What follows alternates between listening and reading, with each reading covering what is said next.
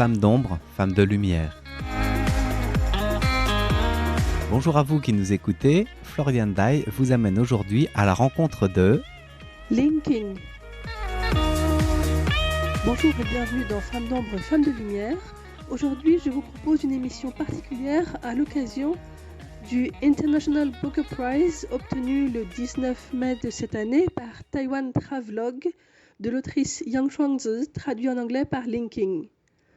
Le International Booker Prize, qui est délivré une fois par an à Londres, récompense les traductions d'œuvres du monde entier en anglais publiées au Royaume-Uni et en Irlande. La concurrence est rude donc. Un prix de 50 000 livres sterling, soit environ 58 000 €, est décerné à l'œuvre gagnante, moitié-moitié entre l'autrice et la traductrice en l'occurrence. C'est la première fois qu'un livre écrit en mandarin et qu'un livre écrit par un ou une taïwanaise remporte ce prix, et c'est donc un très grand honneur. Et depuis que le prix a été annoncé il y a quelques jours, c'est vraiment un événement qui est très salué, autant sur les réseaux sociaux à Taïwan que dans la presse, par les secteurs du livre, mais aussi jusqu'au président de la République, Lai Ching-te, et l'ancienne présidente Tsai Ing-wen, qui a par exemple sponsorisé le voyage de Yang Shuangzi et Linking à Londres, avant même que leur victoire ne soit annoncée. Pour vous dire à quel point cette reconnaissance internationale pour Taiwan Travelogue, c'est plus que juste de la littérature, même si c'est avant tout de la littérature. Et donc c'est à cette occasion que je vous propose aujourd'hui la rediffusion d'une émission originellement publiée en février 2025 au sujet de ce livre, qui avait fait l'objet de discussions dans un club de lecture bilingue anglais-mandarin à Taïwan. Le club de lecture s'appelle Stories of Taiwan. Et à cette occasion, Linking, la traductrice, avait également été présente en ligne. L'histoire se déroule en 1938. Taïwan est alors gouvernée par l'Empire japonais et on suit une jeune femme japonaise, Aoyama Chizuko, qui se rend à Taïwan. Elle est invitée là par le gouvernement japonais sur l'île, mais elle n'a pas beaucoup d'intérêt pour les banquets officiels. Par contre, elle souhaite faire l'expérience de la vraie vie locale et goûter à la cuisine plus authentique. Et donc, Aoyama Chizuko est accompagnée d'une jeune taïwanaise, Chizuru, qui lui sert de guide et d'interprète. Et au fil du voyage, une amitié presque amoureuse se développe entre les deux femmes, mais la différence hiérarchique qui existe entre les deux, de par leur statut de colonisateurs et colonisés, reste très présente. C'est un roman qui a été déguisé en traduction d'un texte redécouvert qui aurait été écrit par la narratrice, donc Aoyama Chizuko. Et en fait, ce roman a fait sensation lors de sa publication en chinois mandarin en 2020 et a remporté le Golden Tripod Award, donc un prix de littérature très important à Taïwan.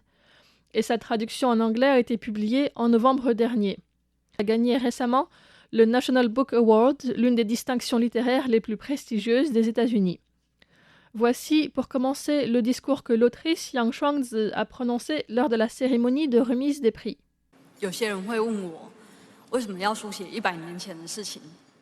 Certaines personnes me demandent pourquoi j'écris sur des sujets datant d'il y a 100 ans. Je leur réponds toujours qu'écrire sur le passé est un moyen d'avancer vers l'avenir. Il y a plus d'un siècle, certains Taïwanais disaient que Taïwan appartient aux Taïwanais. Aujourd'hui, de nombreux Taïwanais continuent de l'affirmer, mais nous nous adressons désormais à un public différent. Auparavant, nous le disions aux Japonais. Aujourd'hui, nous le disions aux Chinois. À 100 ans d'écart, nous faisons face à la menace d'un autre pays très puissant. Pendant ce temps, les Taïwanais ont une relation complexe avec leur propre identité nationale et ethnique. Aujourd'hui, certains Taïwanais se disent chinois de la même façon qu'il y a 100 ans, certains Taïwanais se disaient japonais. J'écris pour répondre à cette question, qu'est-ce qu'une personne taïwanaise? Et je continue à écrire sur le passé pour tendre vers un meilleur futur. Après la partie de discussion par groupe, les questions qui ont émergé ont été posées à Linking, qui nous a rejoint en ligne.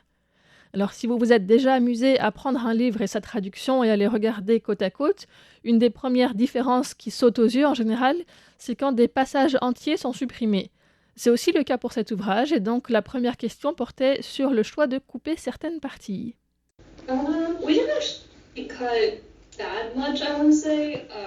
En fait, nous n'avons pas coupé tant que ça. La traduction japonaise avait entièrement supprimé la préface.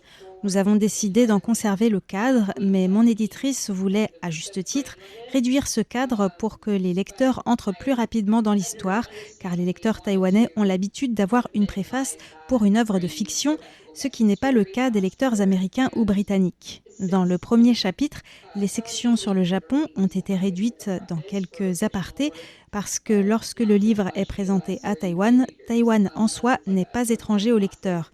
Mais pour le lectorat français, Taïwan est l'endroit étranger qui l'intéresse.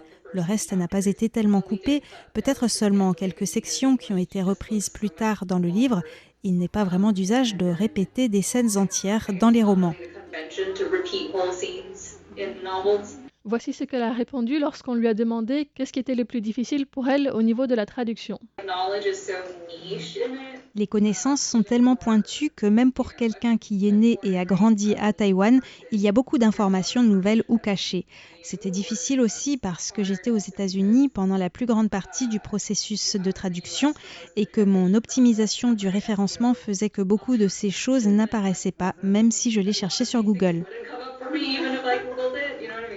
Linking et Yoko Miura, la traductrice en japonais, ont travaillé simultanément sur les deux traductions, mais elles n'étaient pas en contact pendant le processus de traduction. Heureusement pour moi, la sienne est sortie en premier. J'ai donc pu me référer à sa traduction pendant ma vérification. Une partie de ma vérification, à la toute fin, a consisté à passer en revue sa traduction. Linking a résumé l'ironie de cette situation par écrit en écrivant, accrochez-vous bien, une traductrice taïwanaise, tout en transposant le livre dans la langue coloniale par excellence qu'est l'anglais, s'était forcée de déterminer comment le gouvernement colonial japonais aurait prononcé les termes taïwanais et a donc consulté la traduction japonaise d'un roman taïwanais qui prétend être une traduction taïwanaise d'un roman japonais. Vous l'aurez compris, donc l'original est majoritairement en mandarin, mais il y a quand même certains termes taïwanais et japonais qui sont utilisés aussi, puisque c'était les deux langues parlées sur l'île de Taïwan dans les années 30. Et donc Linking a romanisé certains termes taïwanais, japonais et mandarin dans la version en anglais. C'était difficile parce que je ne suis pas douée pour la romanisation du taïwanais. Je dois toujours faire des recherches. J'aimerais qu'il y ait un manuel complet sur la façon dont le taïwanais est romanisé. J'ai consulté quelques PDF en ligne sur ce que certains ministres préconisaient à l'époque, mais cela a demandé beaucoup de recherches. Le japonais est assez simple. La seule difficulté a été de trouver les prononciations japonaises historiques des lieux du Taïwan colonial. J'ai rencontré la traductrice japonaise hier et nous en avons parlé. Il nous a fallu du travail à toutes les deux pour trouver comment certains noms de stations étaient prononcés à l'époque impériale japonaise, qui sont différents d'aujourd'hui, où ils traitent les noms de lieux taïwanais comme des noms étrangers et les romanisent ou les japonisent en tant que tels. En ce qui concerne le mandarin, la question a été de savoir s'il fallait ou non utiliser le pinyin dans le livre. J'ai fini par l'utiliser dans les cas où c'est vraiment clair qu'ils parlent en mandarin ou lisent en mandarin, et donc pas en taïwanais familier ou conversationnel. Pour les dieux aussi, c'était trop difficile de parler de tous les dieux en utilisant leur prononciation japonaise et en expliquant ensuite ce que cela aurait donné en mandarin, alors qu'ils sont principalement connus dans le monde anglophone et académique par leur nom en mandarin. Avec mon éditrice, nous avons donc opté pour le mandarin. Un participant a interrogé Linking sur ce choix de traduction qui donne un effet assez différent de ce que l'on peut ressentir en lisant la version originale de Yang Shuangzi. Notre groupe parlait de toutes les façons dont on pouvait voir dans la translittération quelle langue était parlée très clairement, même en tant qu'anglophone. Y a-t-il des éléments qui étaient plus clairs en anglais à cause de toute cette translittération que pour le lecteur taïwanais? En avez-vous tenu compte au moment de prendre ces décisions?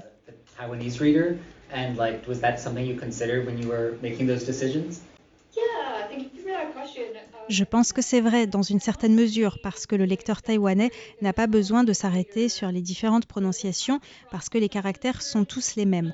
En japonais, l'aspect des mots est à peu près le même, donc en tant que lecteur de mandarin, nous pouvons comprendre intuitivement les mots en taïwanais ou en japonais sans avoir à les chercher dans le dictionnaire, à moins de vouloir vraiment savoir à quoi ressemblait cet aliment en particulier. En anglais, chaque mot taïwanais sera certainement nouveau pour le lecteur.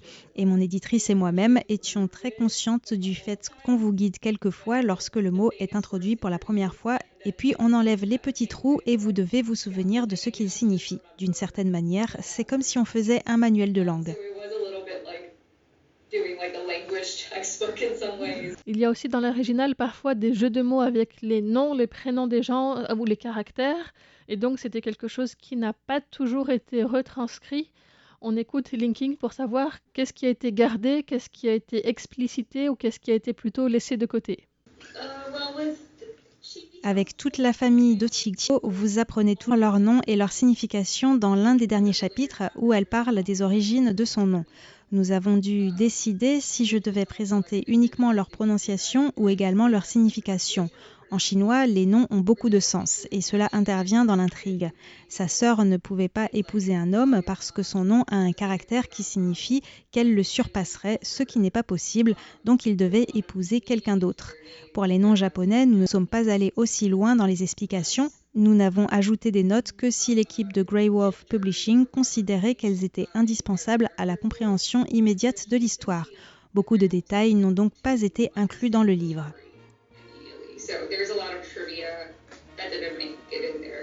Une autre question qui a été posée à Linking est comment est-ce qu'elle en est venue à traduire ce livre en anglais.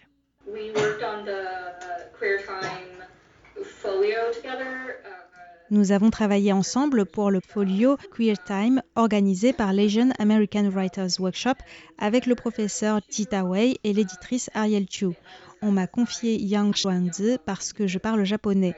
C'était un extrait de son premier roman que je n'ai finalement pas traduit, mais nous avons entamé une conversation dans la durée. Elle avait du mal à se faire représenter par des agences pour vendre son livre à l'étranger parce qu'il semble impossible à traduire. Mais j'étais une étudiante en master et les étudiants ont besoin de projets qui semblent vraiment difficiles. Donc c'est ce que j'ai fait. J'ai présenté le livre directement aux éditeurs parce que je ne savais pas comment faire autrement. Et ça a marché. En ce qui concerne Taiwan Travelogue, c'est vraiment un livre qui a réussi, puisqu'il a reçu en novembre en anglais le National Book Awards aux États-Unis, un prix qui, selon Kevin Wang, a un impact plus large qu'une simple reconnaissance littéraire. C'est un grand moment pour Taïwan, pour les livres taïwanais. Pour les gens qui traduisent la littérature taïwanaise, pouvoir dire « ce livre a été reconnu » quand on présente un autre livre à un éditeur étranger permet de renforcer son potentiel. Kevin est aussi l'un des animateurs du club de lecture et il est par ailleurs également traducteur. Voici comment il explique le succès de cette publication. I think that the book is very much coming at a good time. J'estime que le livre est arrivé dans un très bon contexte pour réussir. Taïwan est de mieux en mieux connu aux États-Unis où ce livre est publié. Il y a la guerre en Ukraine et l'attention portée aux grandes puissances et à leurs plus petits voisins et la menace d'invasion. Les traductions taïwanaises deviennent de plus en plus visibles, avec par exemple Ghost Town ou bien Fang Suchi's First Love Paradise. Ensuite, le mélange de langues dans le livre est très difficile et, de ce que j'ai compris, l'éditrice taïwanaise n'avait pas vraiment confiance en ce livre. Elle était presque surprise que ça puisse intéresser aux États-Unis, donc elle a un peu laissé Lin en faire la promotion. Et je crois que les juges de ce prix ont valorisé les traducteurs qui jonglent avec plusieurs langues. Le livre a beaucoup de thèmes qui résonnent profondément aussi. Il y a une histoire centrale, une histoire qui parle d'amour ou d'amitié, et des dynamiques entre colonisateurs et colonisés. Je pense que tout ça en fait une histoire parfaite. Xuanzi a, selon moi, un instinct pour écrire pour un large public. Elle a de l'expérience avec ses romans antérieurs. Elle est très forte pour créer de la tension et dérouler un récit qui nous tient en haleine. Ce sont les talents d'auteur à succès. Et en même temps, elle a une énorme connaissance littéraire et historique. Et je crois que ces deux forces ont été parfaitement combinées. Quant à la question de savoir si le fait que le récit évoque l'histoire d'une relation romantique entre deux femmes et soit écrit par une femme queer, puisque l'autrice Yang Xuanzi a fait partie des premières à se marier lorsque le mariage a été ouvert aux couples de même sexe en 2019, Donc pour savoir si ce fait a contribué au succès de l'œuvre, voici ce qu'en dit Kevin. Comme je suis un homme, je ne connais pas tant ce monde-là. J'ai lu à propos de ce monde, par exemple, Les carnets du crocodile de Chiu Miaoqing, ou ce type de texte. Je pense que de nombreux livres d'auteurs queer ont bien réussi. Pour ce livre, je ne pense pas que ce soit la raison principale sur laquelle il y a eu ce succès. Pour moi, c'est vraiment spécial de voir à quoi pourrait ressembler le romantisme entre deux femmes à une époque où c'est tellement éloigné des formes d'amour consacrées. Je pense que le public américain répond surtout au récit de ces deux personnes qui ont beaucoup de friction. La narratrice est un peu naïve et on sent que l'autre est parfois très agacée ou en colère contre Aoyama, la narratrice, mais elle n'en dit jamais rien. C'est une situation à laquelle on peut s'identifier, en tant qu'homme hétéro aussi. À la fin de la soirée, tout le monde a pu faire un bilan pour dire ce qui nous a marqué de cette rencontre.